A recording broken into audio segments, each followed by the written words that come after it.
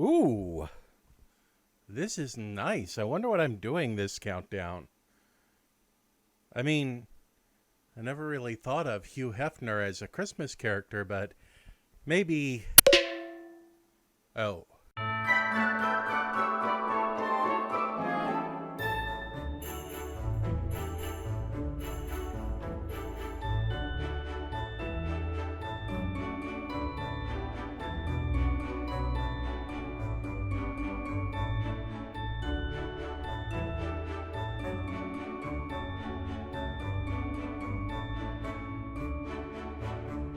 Ooh, Ebenezer Scrooge. He doesn't actually live here. What? You're a continent off, actually, in a couple hundred years, give or take a decade. It's less of a name and more of the principle involved. You must change your ways. I really thought I was going to be able to talk my way out of this. You will Foolish be film visited starting tomorrow by 25 Whoa. spirits. That's more than... Hold on. Carry the 5. 8 times as many as usual. I'm not that bad, am I? I wear the chains I forged in life. Would you know the length of chain you wear? I'm less interested in the length of the chains and more in the why. Like, I'm not that bad a guy, I don't think. All I do is make videos about movies and the entertainment industry. Industry? Mankind should have been my industry. We are just piling on the non sequiturs now. Non sequiturs? Mankind should have been my... Okay, well, that's a fair cop. But you're going to be visited by one spirit every day for 25 days, right up to and including Christmas. And each one is going to be a different Scrooge. Right, cool. I'll put that down on my calendar then. See that you do. Well, if we're going to be talking about Ebenezer Scrooges, we should probably take a moment and talk about Ebenezer Scrooge in general. Created by Charles Dickens, the character of Ebenezer Scrooge first appears in his 1843 novella, A Christmas Carol. The book itself was inspired by what Dickens biographer Michael Slater described as his deep, personal, and social outrage, stemming from Dickens's own childhood. At the age of 12, Dickens had watched his previously middle-class father, John, get sent to prison after racking up an immense amount of debt, and the young Charles had to pawn his books, leave school, and work at a shoe-blacking factory to support his family until the debt was paid off. At 24, Charles Dickens published his first collection of fictional pieces, Sketches by Boz, which was wildly successful and kicked off his career in fiction. The publication of his first novel, The Pickwick Papers, in the same year, turned Dickens from a little-known journalist into a household name. Experiencing a middle-class life before being plunged into poverty and then ultimately climbing at an early age to the height of the publishing world allowed Dickens to experience every level of Victorian English society. And it left him with an intense anger toward the economic divisions between the classes. A Christmas Carol came at a low point in his career. His serialized novel, Martin Chuzzlewit, was losing sales with every installment, and his publisher was threatening to reduce his payments if the sales fell any further. Faced with potentially losing the success he had built, Dickens wrote A Christmas Carol in the course of 6 weeks and paid for its publication out of his own pocket. It was published on the 19th of December in 1843, and the first print run of 6,000 copies was sold out by Christmas Eve. It was a sales success, with multiple print runs continually selling out all through the next year, but Dickens's own insistence on high production quality for the printed editions ate into the profits.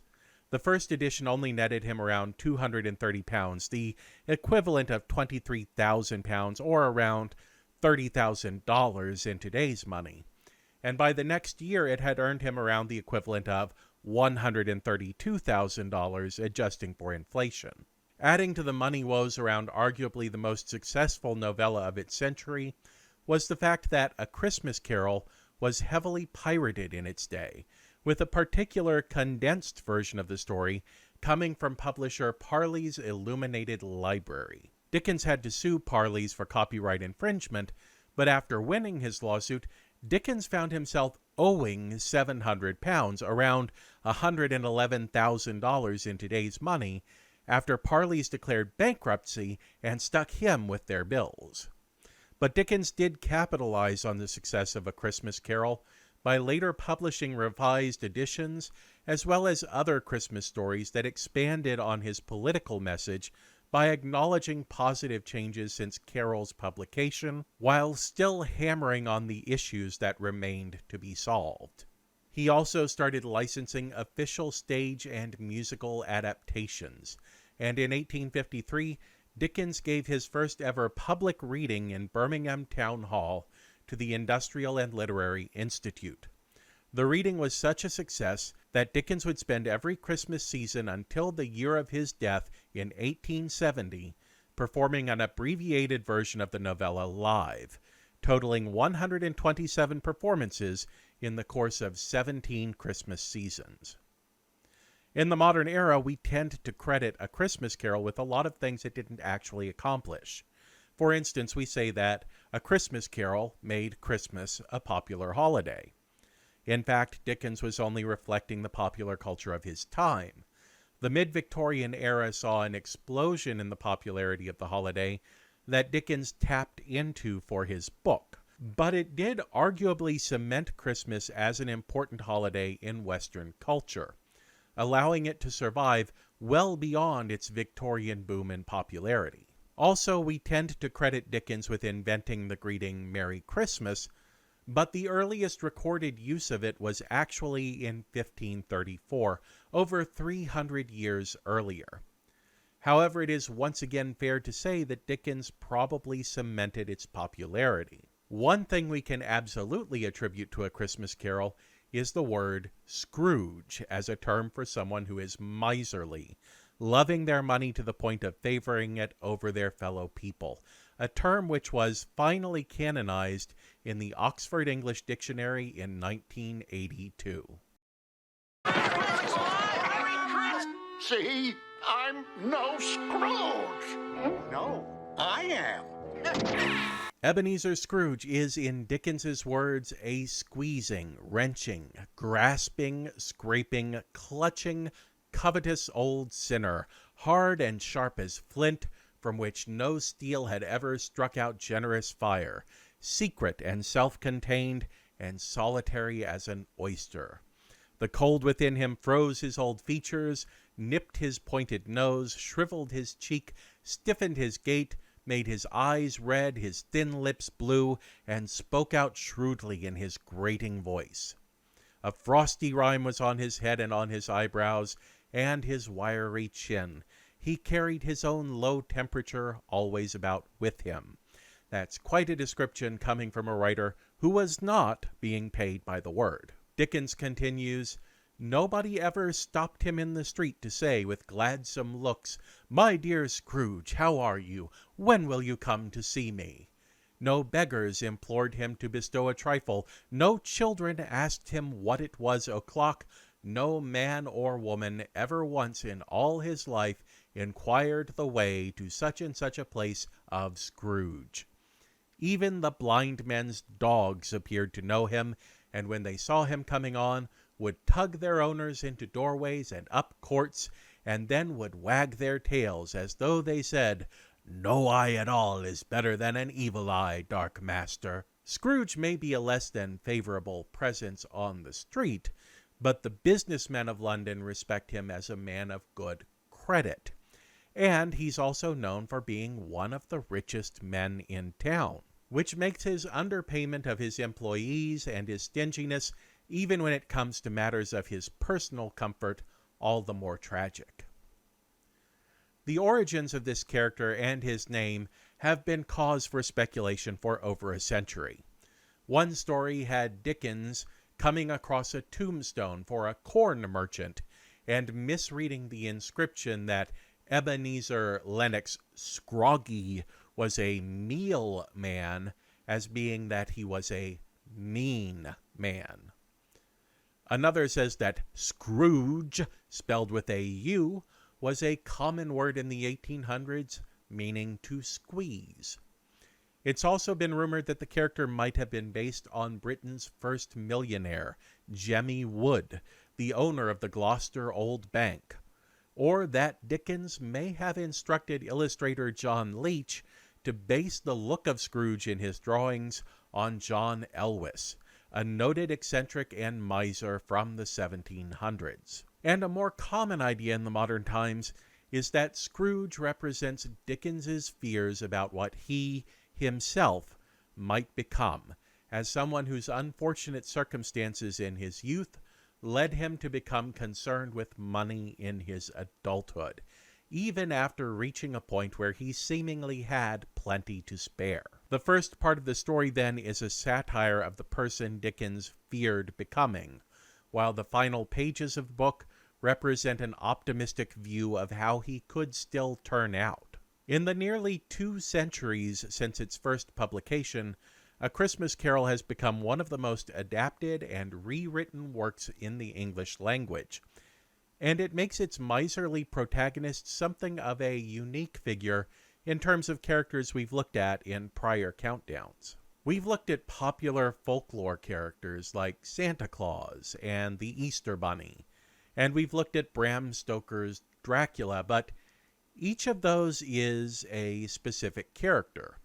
If you remove Santa Claus, the character, from a story about Santa, then what you have left is a man giving away toys, not Santa Claus. If you remove the Easter Bunny, you have, well, I'm not sure what you have. I'm not sure if you have anything left. And while Dracula is the most famous vampire in Western and arguably global culture, not every vampire is Dracula. Only Dracula is Dracula. Okay, maybe sometimes Count Orlok is Dracula, but that's a whole legal issue. The point is, Scrooge is less of a specific character and more an office that a character can inhabit. It's true that many adaptations do use the character, but he's been rewritten and adapted so many times that you could just as easily say that there are lots of characters who are the Scrooges of their story, just as much as you could say Ebenezer Scrooge is in a lot of stories. Perhaps it has something to do with his name becoming synonymous with a certain style of behavior. Any Dracula on screen is the Dracula, but any given Scrooge is potentially just a Scrooge, not necessarily the Scrooge.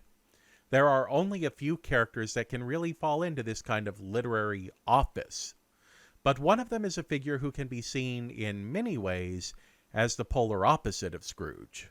In fact, I've ruined their lives, and I wish I'd never been born. Oh, no.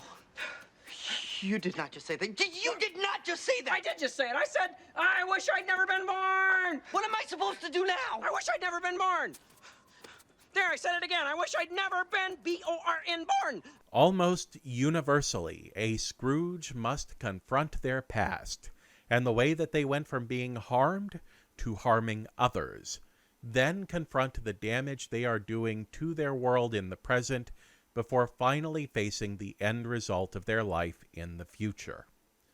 All of this is done to bring Scrooge to an understanding of what it means to care for his fellow passengers on this earth. Similarly, a George Bailey must be confronted with their effect on the past and on the present, although not to confront their cruelty, but rather to see from external eyes all of the good and value that they have brought to the world. As It's a Wonderful Life has grown in popularity in the past few decades, we've started seeing multiple reimaginings of the character, not necessarily as George Bailey the man, but as George Bailey the office. Much like we saw in the Countdown of Dracula's, A Christmas Carol is an adaptation constantly in flux. Sometimes an adaptation adds something that is so profoundly iconic that other adaptations will crib from it for years to come.